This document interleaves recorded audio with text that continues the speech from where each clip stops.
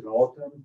We use them for our audits for the USDA one and the regular audit, but we never referenced them inside the other procedures. Sounds good. All right.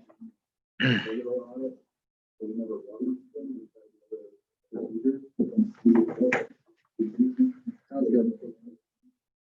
All right.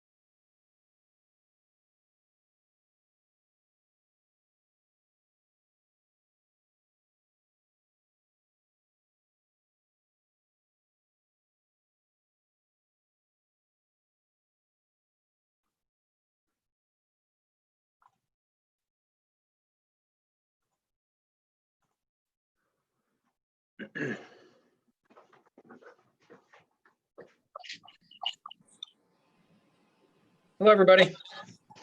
Hi.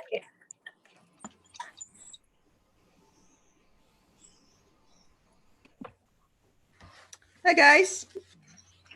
Hello, happy Monday.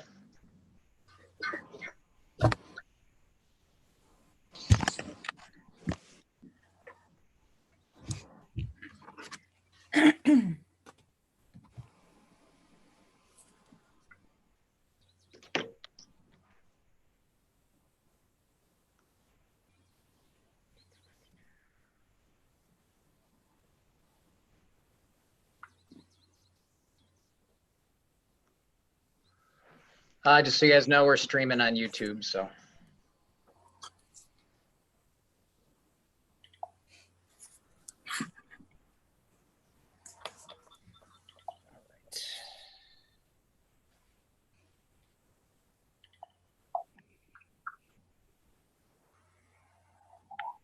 Getting all my technical difficulties figured out here.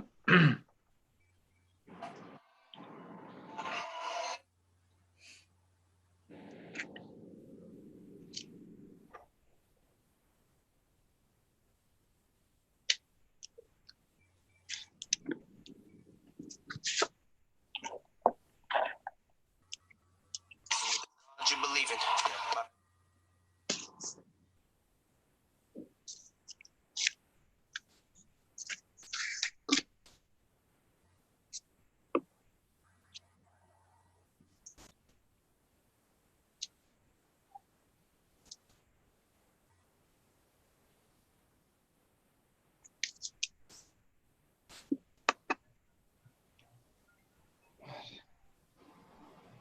Oh.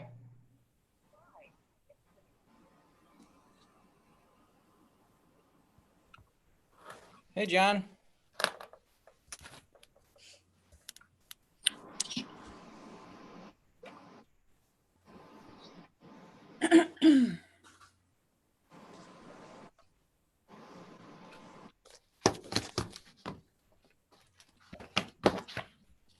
and Larry's here next door, so. Oh, you trying to get in? Yep, let me let you in here, Larry.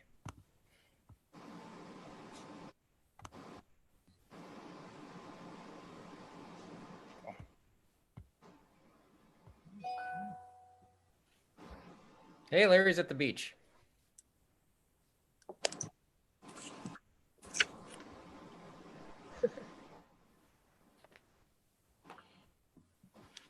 Your office has changed a little bit, Danielle. It's got a very, very wonderful background on it. That's awesome. If it was real, that would be really awesome. I'll work at the beach.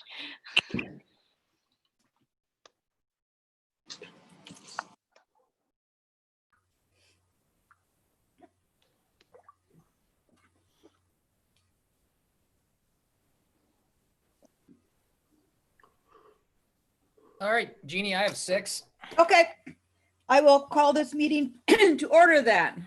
Daisha, Here. Larry, Here, was the meeting properly noticed? The meeting was properly noticed. Okay. Mike, are we starting with the employee harassment and bullying or not? Colin, I had a note that needs to be tabled. Is that Oh. accurate? Yes. I wasn't sure because your memo said we were starting with it and then it said it was tabled, so. Yeah, the memo went out and then I think, because I know we were getting lots of legal advice and those things and I was still being worked on. So, and then when I arrived here and looked at my notes tonight, it said it was being tabled. So, Okay, Yeah, and real quick, the first 2 steps of the memo are in place. The third step in terms of the policies, just as a forecast, looks to be about 20 pages that is coming our way very soon. okay, So policies or procedures are next. okay. yeah, so you can see in the cover memo, it's substantial of what has to be done with that one. So, And it looks like it's still changing yet. yeah. Okay, in that case, we will begin with policy 3402, school district safety and security plan. Yeah, and that would, John Stangler is with us and he reviewed that. John, you want to walk us through what you have? Yep, just a couple of changes. So let's see here. Personal identification badge procedures, those haven't changed. The guest policy and procedures remain the same.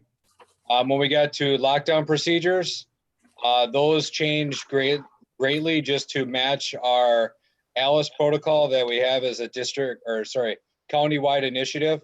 So we work with our local police department on administering ALICE about 3.5 years ago in the district. So it's just reflecting our practice for what we're doing for lockdown procedures and also providing our teachers with more options and items that they can do during an event of that kind. And then also towards the end, I have an item on collection and fair notice that might be best suited in a technology plan, but then we also need to look at adding it to student handbooks. As far as fair collection notice, it's primarily if we are administering a threat assessment at any one student or group of students, or if we receive a threat, we will use open site sources, Instagram, Facebook, whatever it may be, in order to get more information about that threat that's going to help us out. But we're only going to be using that if we are conducting a threat assessment on a student. So it's just a collection fair notice that we are replicating what we received in some digital threat assessment trainings that you need to have in policy in order to collect the student information for a possible threat assessment. So we usually go through just the policy part of it, but since you brought that one up, are there specific legal references or statutes that would relate? There is not. It's more just that you have it written in a policy.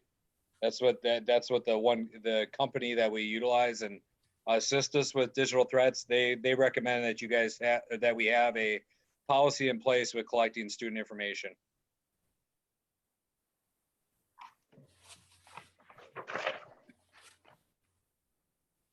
Otherwise, nothing else is, it's just primarily the lockdown procedures, which aren't necessarily publicized in the policy, but those are just the procedures have changed to replicate what we're doing. Actually, John, I like that you spelled out the Alice procedures in the procedured section so that everybody is aware of what we're doing. Correct. And I think it still needs a little bit more refinement with Julie Budenhagen, our SRO, being off. I didn't get a chance to connect with her regarding the policy changes. So I think it's good for right now to reflect our current practices. However, we're going to look at it again and just refine it to make sure everything is correct. Daisha, did you have any questions? No, I'm good. Okay. Larry, did you have more questions? Maybe just a couple clarifications back on the policy on the page 1. Yep. It says where the district safety plan shall be reviewed and updated on an annual basis and Board of Education approved every 3 years. Yep. Is that like officially documented anywhere in? Yeah, that is part of, that's an act. Sorry, it was Act 311, or I think it was just 311, or whichever one came out last year with the Office of School Safety. That's what they recommend. So that's part of you need to have a safety plan. It needs to be updated annually and then board reviewed every 3 years. So it's a full act, a safety act for the state that asks for or mandates that. And maybe my question asked is slightly different. I'm the board clerk, so assuming that I'm responsible, or at least somehow responsible to make sure that that's documented in terms of it's board approved. I mean, do you have anything that specifically? Yeah, Julie Toole, typically on the safety plan, she usually puts right on the front page, last time it was reviewed and last time it was approved. So she's been updating that annually, and usually we review it, but we've updated, like say last year we updated some other stuff on the nursing and handling a couple of other concerns. So yes, it's documented. Okay. And the 2 safety drills annually, not a problem, right? Correct. We will be creative on how we perform our fall drill, but our spring drill has been completed already. Okay. Any more questions, Larry? No, I don't think so. And yeah, again, on the procedures, there's a lot of detail in there, but we don't typically go through all of those and fine tune. Come on. It's more for staff, just so they have something to follow. Okay, we're ready for a first read. First read. Okay. Then we are on 3100.07, income, gifts, grants, and bequests. Yeah, John Gann looked at this and had, I believe, Bob Butler look at it as well. Really no changes to this policy.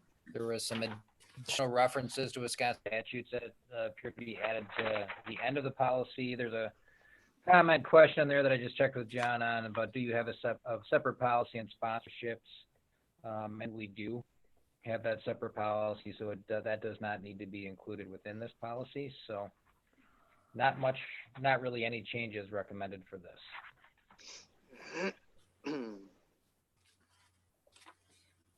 The only 2 changes I found is that the font size needs to be updated to go with the rest of our policies. And the non-discrimination paragraph needs to be updated.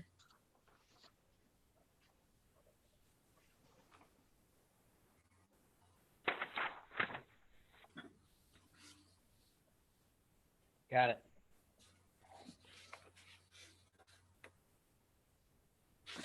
The font might also be off because of the comment section on there. Okay.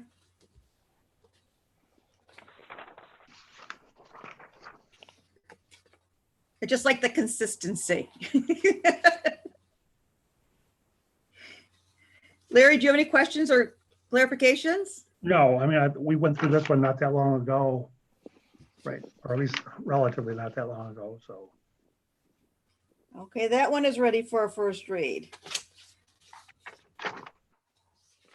Okay, our next one is 4,000.12 alcohol and other drug use by staff members.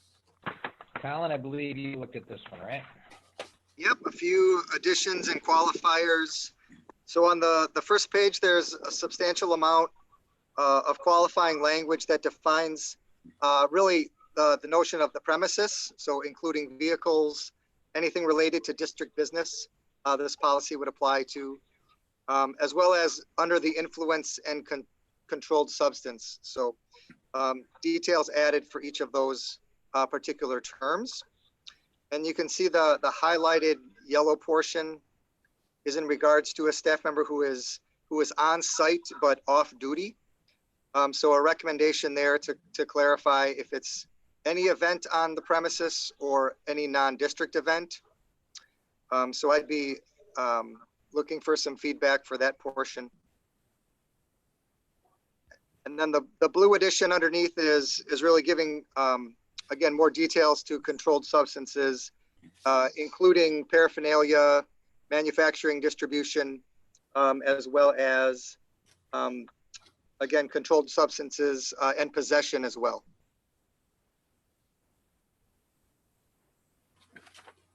Any questions so far?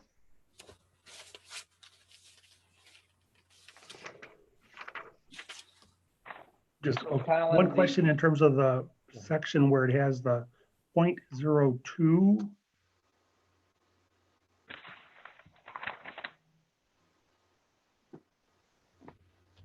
Again, is there a source on that, or because I was, is it like, I thought it was 0.08 for the driving pieces of things, but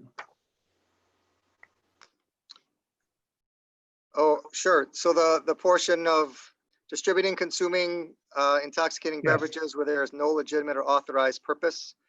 Other forms of alcohol being under the influence of alcohol at a blood alcohol concentration of 0.02 or higher. I believe that's just a low threshold, not related to intoxication, but just having consumption.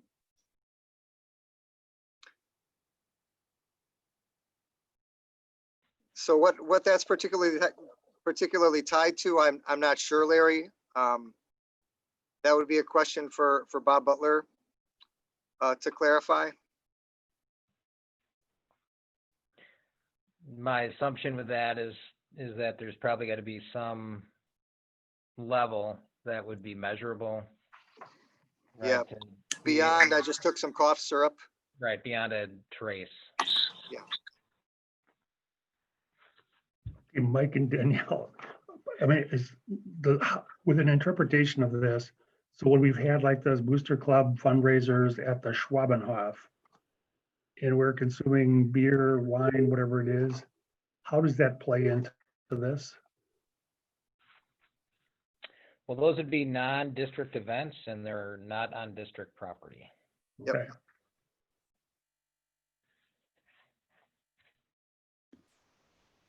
But that goes to Colin.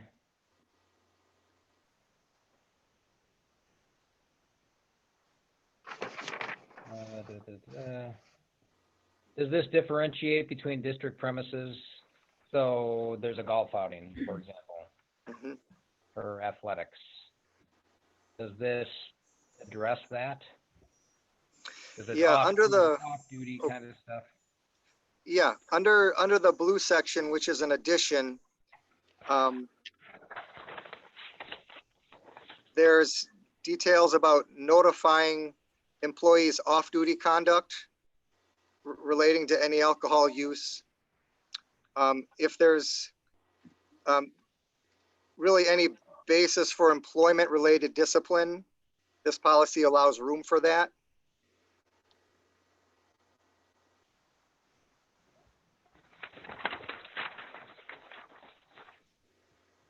So if there is a Pewaukee School District sponsored golf outing, even though that's off the premises, if there's behavior egregious enough, this policy may apply in the potential consequences for that employee. But it's district sponsored, right? Right.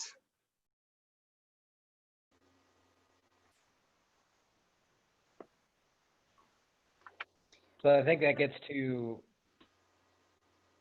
where you have the highlighted yellow down there, because if, again, if there is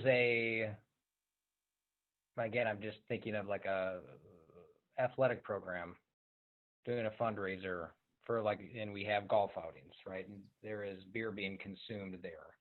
Is that what that highlighted yellow speaks to? Because, I mean, if it's not, so if it's Booster Club supports the district, but is not district sponsored, because Booster Club is its own entity, as would be the PTO. But if it's a fundraiser for the basketball team run by the basketball team, then that would be a district event. So then if that's the case, then in your highlighted yellow, we would be an versus a non-district.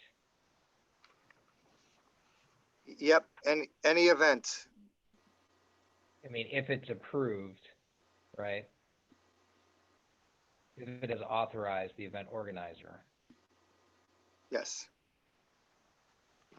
So if we were to include that, so there are two things. One, that would be necessary to be in alignment with historical practice.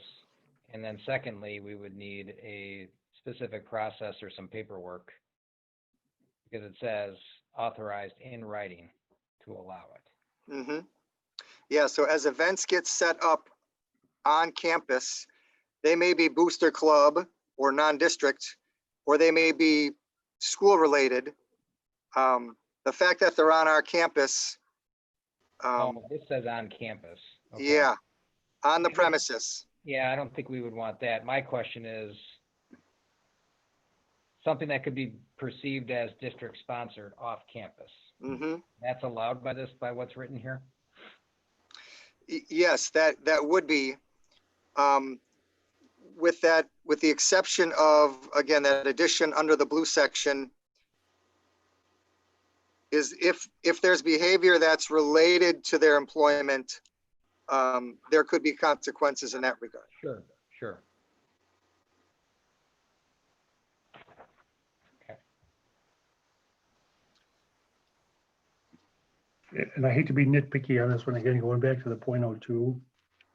So the blood alcohol concentration of .02, where in or how would that be triggered in order to actually do that measurement? I mean, because we typically have to send an employee, or they would be taken to a hospital emergency department and a blood specimen would be collected and secured at that point. So.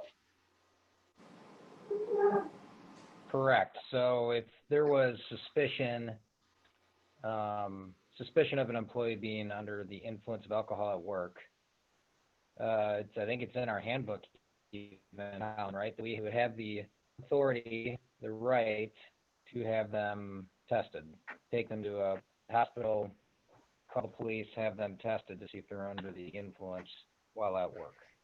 Yep. Okay. Yep, that is correct.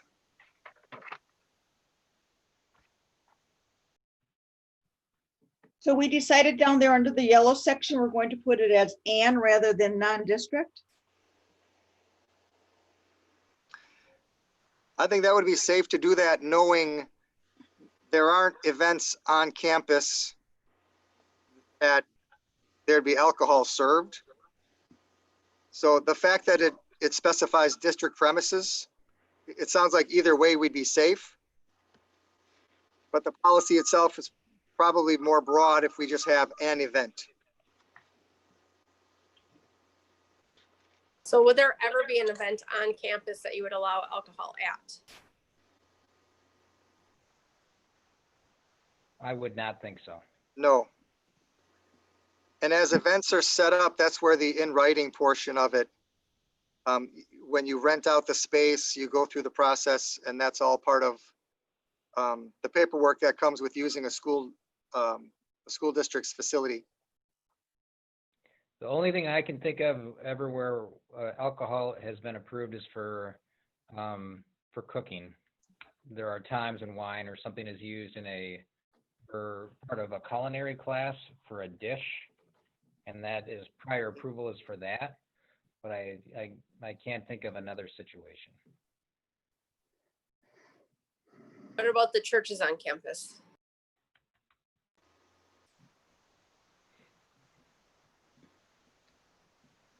Well, that would be covered if we had that in there, true, a non-district. So if they had wine or something with Eucharist or something like that. Mhm. Again, this is specific to employees. So if an employee were to attend a church service that happens on campus, yeah, that's a good example.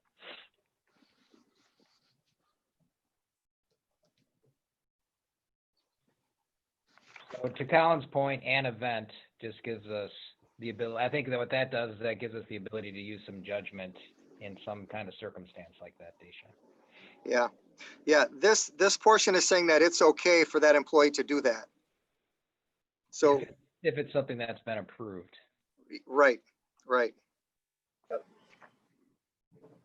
mean, and that would come out as a part of the application to use the facilities, so we'd have clear documentation that it was planned to be used, and we would know about it in advance, right? So, Right.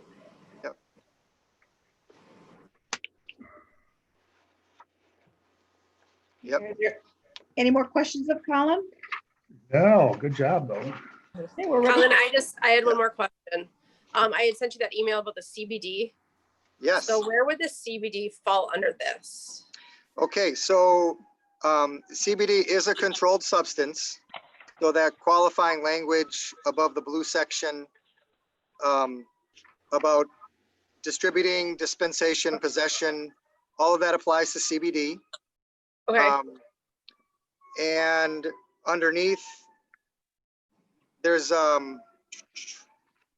certain language about the restrictions related to alcohol and controlled substances, and that prescription drugs can be used in the manner in which they're prescribed and not beyond that.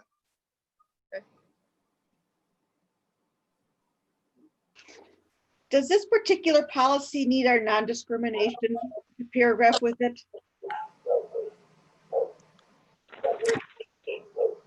It wouldn't Probably, hurt. because it applies to, it's a due process item that would apply to staff for potential misconduct. So it's probably a good idea to have that in there. Yeah. Okay, we'll put that in there. Then we're ready for a first read. Okay, Yeah, I was thinking that's, I was thinking that same thing too, so thanks for asking it. okay. 5500.12, participation of non-public school students in district programs and activities. And Danielle reviewed this and reviewed it also with, I believe, some help from Jeff Behrens. Yeah, so actually Jeff Behrens, John Gay, and Bob Butler and I all took a look at this one because there were some pretty significant legal changes since the last time it was reviewed. And so we needed to make some changes, as you see there. So wanting to make sure that we were in alignment with partial open enrollment was the kind of the key to number one there, and also making sure that we were defining what a non-public school student is, because there is some differentiation between students who are resident students but don't attend. They attend private school or are homeschooled, and then non-resident students who also don't attend and what they have access to, which is where the part-time open enrollment comes into play. So Bob Butler came back with a number of suggestions, and we revised those, reviewed those, and summarized those into what the policy kind of was, and some additions. You'll see that in particular, clarifying homeschooled students are able to participate in both athletics and extracurriculars. That was a distinguisher, because previously the policy had read that extracurriculars were at district discretion, and that athletics were, we had to allow athletics, but not necessarily extracurriculars. And that is not the case. We have to allow both. And assuming that students meet all of the criteria to attend and whatnot.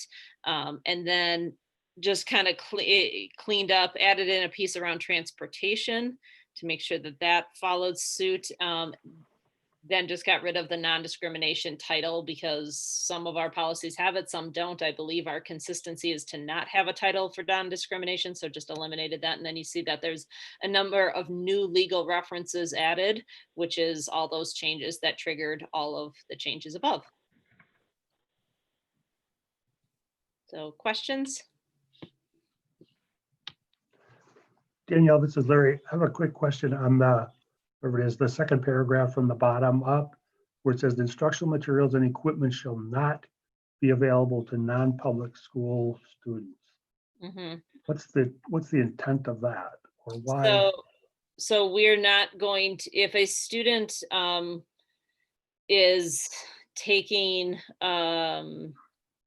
like a course with us, like through part-time open enrollment, or because they're allowed to take up to 2 courses with us, we wouldn't provide them, say, a Chromebook, and we wouldn't necessarily provide them something that was, like we wouldn't send home art supplies with them and stuff. Like they can access instructional materials when they're on campus. Obviously, other general instructional materials we would provide, a textbook and things of that nature, online access to materials and stuff. It's just technology and things of that nature. Generally, we wouldn't have to. So we can, but we don't need to.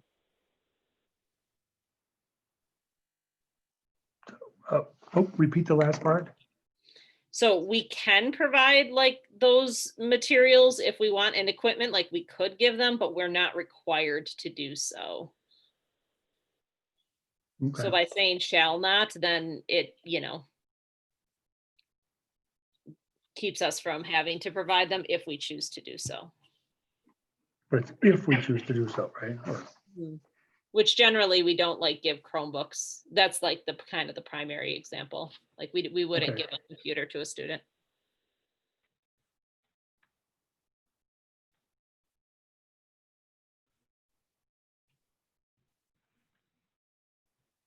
Any other questions? Tasha, do you have any questions? No, I'm good. Okay. I'm good then with that. We're ready for a first read. Okay, 3200.01, purchasing and bidding. Yeah, John Gann reviewed this with input from Bob Butler. And I just spoke with John before the meeting just to double check with him. The highlighted items are all new language that Bob recommended and John agrees with in both the policy and the procedure. So he recommends moving ahead with what Bob's recommended.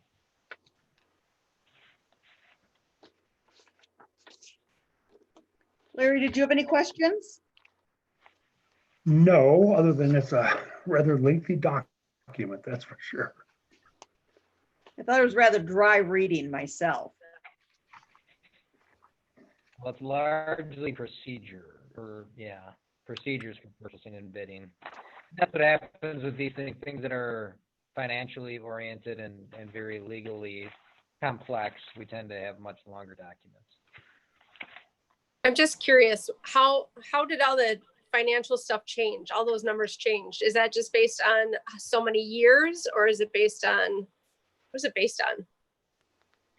Which part are you referencing? Well, there's a bunch of places where it says like the bond requirements and construction projects, they've increased all the, does that increase a certain number of years, or does it just increase with changes in government policies? How does that change? I don't know, to be Don't- honest. okay. to be It's honest just a with you. curiosity question. I can ask Yeah. John later. Yeah, we'd have to ask him.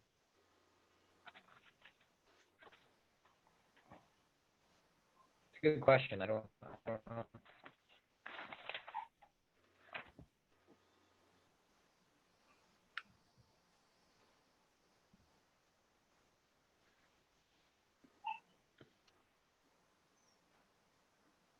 I'm good other than that. Yeah, I'm fine too, Jeannie. Okay, the non-discrimination paragraph needs to be updated on this one also. Got it.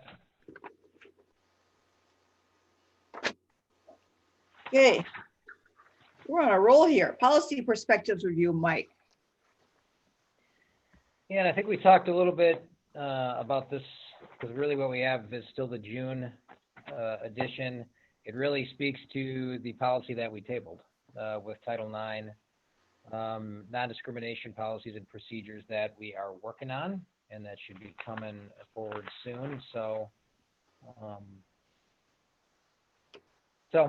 more to come on that when we get into 3410 at a future meeting. But that's really what was in the policy perspectives.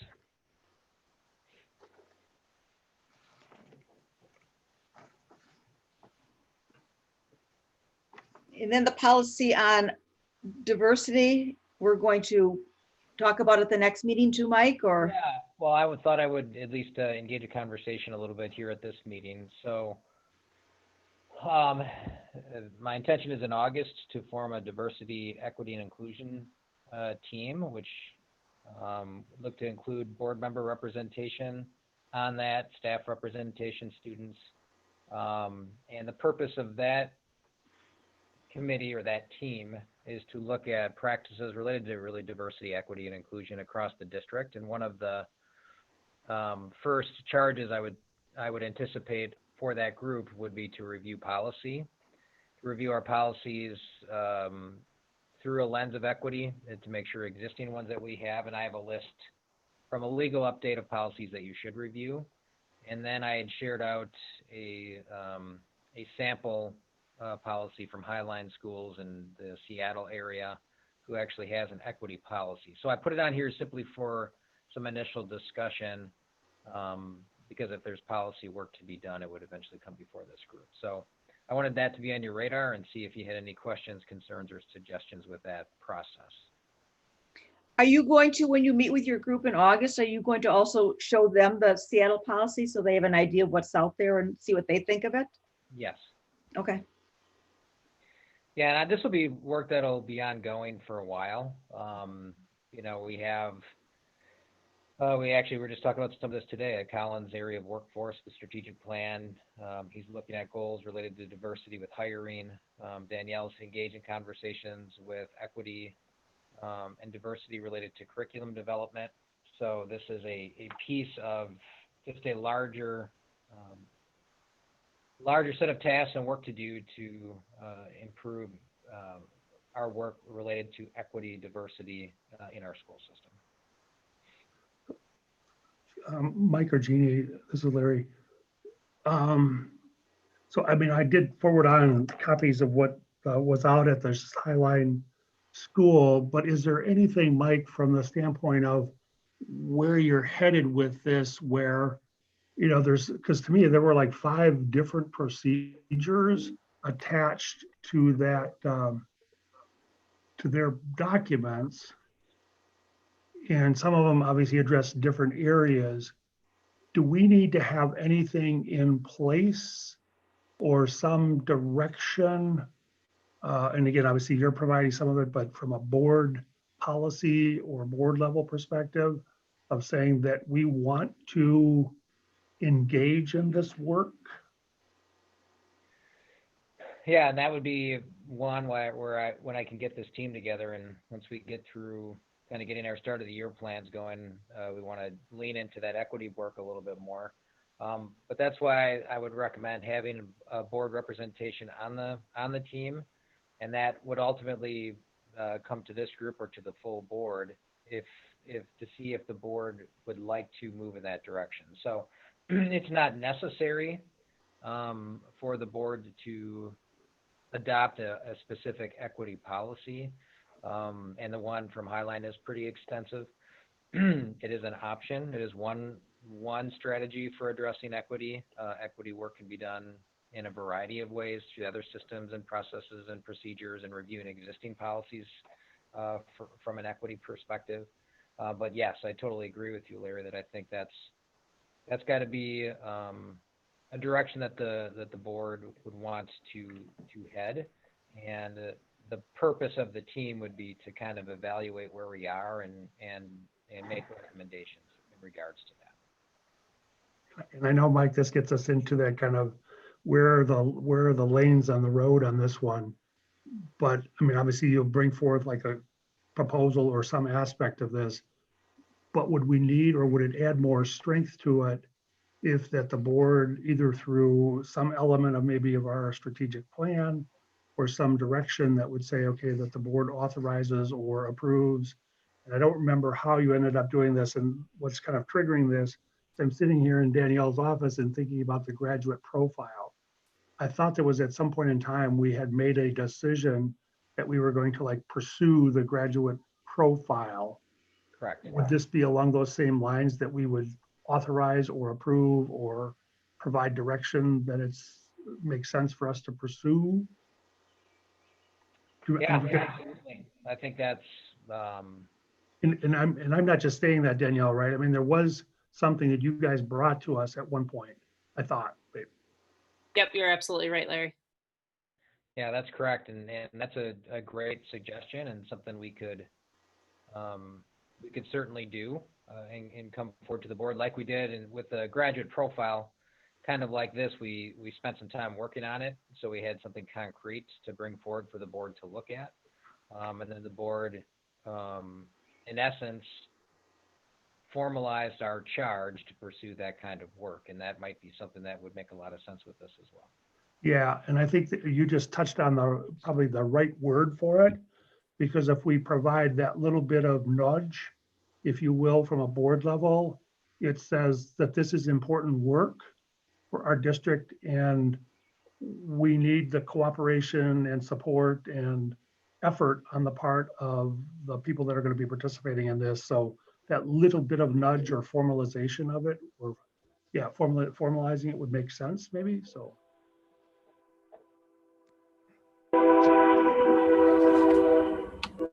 Someone's got a train going through.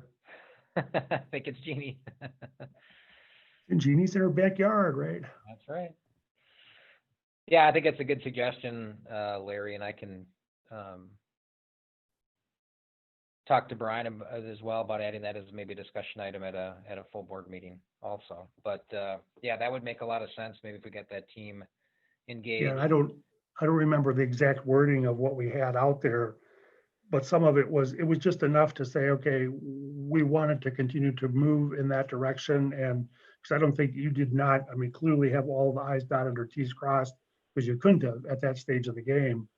But it just makes sense to have some kind of, again, I think it was an endorsement. yeah, something along those lines. So, Yeah, that sounds good. okay. But yeah, there's, other than my comment in terms of the email that I sent out, it's a lot of work and there's a lot of different perspectives on it. And I think obviously we can learn a lot from the Highline Public Schools. And I mentioned to Mike when I talked to him this afternoon that a couple of years ago, the Verona School District in Madison went through kind of quote unquote their strategic planning process with that equity lens perspective on it, and really helped to kind of add things to it. So, and Larry, where are you going with this one? So, you know, mission, vision, values are always important, and we'll be there. And if we need to kind of incorporate any of that into it, other than I think our opening the door to each child's future is a big part of it. But then also that from the strategic plan that we start out thinking about what words or kind of direction we want to take, and then it starts to flow across our policies and procedures, across our curriculum, across our professional development, across the areas that we typically think of when we talk about all of the things that we want coordinated across the district. So, and again, I'm not trying to provide your direction on that, but just it's like, you know, how do we make this a comprehensive thought process? And again, almost identical to what we're doing with the graduate profile, that we started out with that, and we have it at all of the levels and all the buildings in terms of making it you know, real, if you will, in terms of that part of it. So Yeah, no, I think I appreciate that, Larry, and I think that's a really strong suggestion.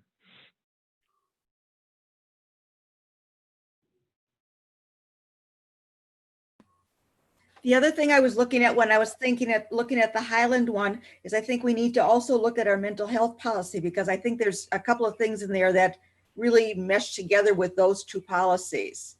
Mhm.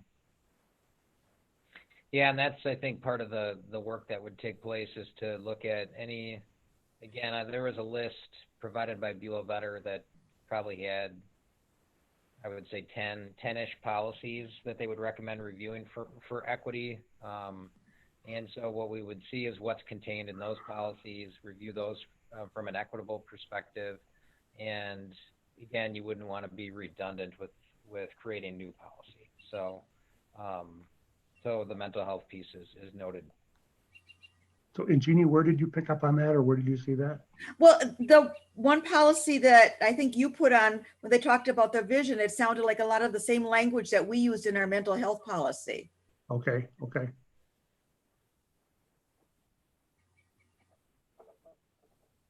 And I know in our mental health policy, we talked a lot about culture and being all inclusive. So that would go with diversity, definitely. Good point. Yeah, I mean, it's a really big topic. I think that's the only thing I can kind of glean from all of the stuff that's out there. So. Yeah, it's important work, and it's kind of ongoing work, right? It takes time. You have to engage people. You have to really look thoughtfully at the systems that you have in place. It's how you use data. It really goes into many areas of an organization.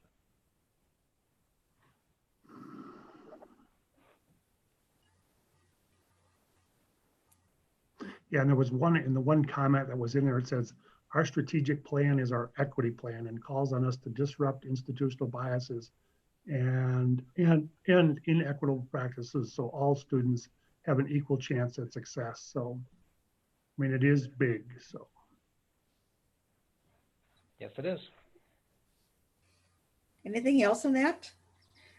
No, Mike, Dacia had sent Larry and I an email about two policies that we have, 5300.12 and 5300.05, talking about, I think they were like bullying and hate language. And I did look at those, and I'd kind of like to put those on the agenda because I think Dacia is right. I think we need to beef up some of the language in those two policies.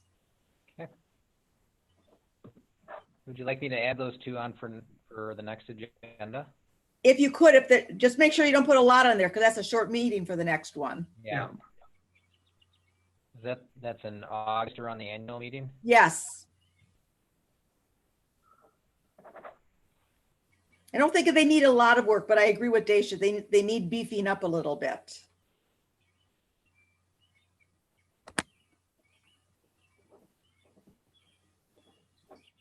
All right. Got it. I think the one talked a lot about really kind of zeroed in more in gangs, but when we talk about the harassment we're seeing, it's really not gangs so much nowadays. Yeah, I think we talked a little bit about that last time too. And the language around the hate crimes versus bullying, and but that also goes into the handbooks, and so we'll have to look into that too. But it all goes hand in hand. It does. Let us know if we can help in any way, Mike. Will do. But we'll get that on for next time. Thank you. All right, is there anything else, Dacia or Larry? No, thank you, Jeannie. We actually got through our list. It's amazing. Yeah. Very productive. Time to spare. Do I have a motion to adjourn? Move to adjourn. Second. All in favor, say aye. Aye. This meeting is adjourned. All right, we'll see you at the next meeting.